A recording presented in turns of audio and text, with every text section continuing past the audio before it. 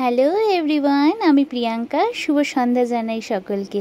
আশা করছি সকলে খুব ভালো আছো। আজ বিকেলে আমাদের বাড়ির কাছে একটি জায়গাতে গিয়েছিলাম। এটি একটি পিকনিক স্পটও বটে। আসলে আমরা এত সুন্দর একটি জায়গাতে থাকি যে মন খারাপের কোনো ব্যাপারই নেই এখানে। ঘরের দরজা খুলে দুপা বাইরে রাখলেই প্রকৃতির এত সুন্দর রূপ দেখলেই যেন মন জুড়িয়ে যায়।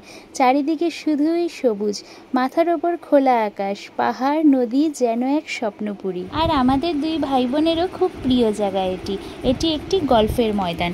ব্রিটিশ শাসনকালে এখানে গল্ফ খেলা হতো এবং এখনও গল্ফ খেলা হয়। বিভিন্ন সিনেমার শুটিংও হয় এখানে।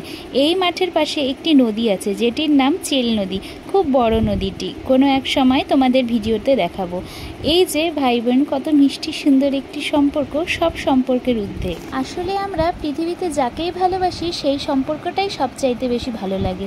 সেটা মা বাবা, আত্মীয় পরিজন, যেই সম্পর্কই হোক না কেন। এই যে আমরা মা বাবা ভাই বোন সকলে কি সুন্দর একসাথে থাকি, কত হাসি মজা। কিন্তু কাজের সুবাদে আমাদের একসময় কতটা দূরে থাকতে হবে।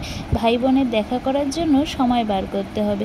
কত ব্যস্ততার মধ্যে দিন কাটবে, শুধুই পড়ে থাকবে সুন্দর স্মৃতিগুলি। আসলে সময়ের কাছে আমরা সকলেই বন্দী। তাই জীবনে যতটুকু সময় আছে তা আনন্দে মা বাবা, ভাই বোন, নিজের বন্ধু বান্ধব, পরিবার পরিজনের সকলের সাথে কাটাও।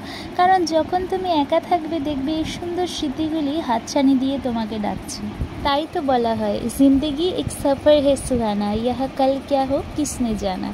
আজকের জন্য বাঁচো, আজকের দিনটার জন্য ঈশ্বরকে ধন্যবাদ জানাও।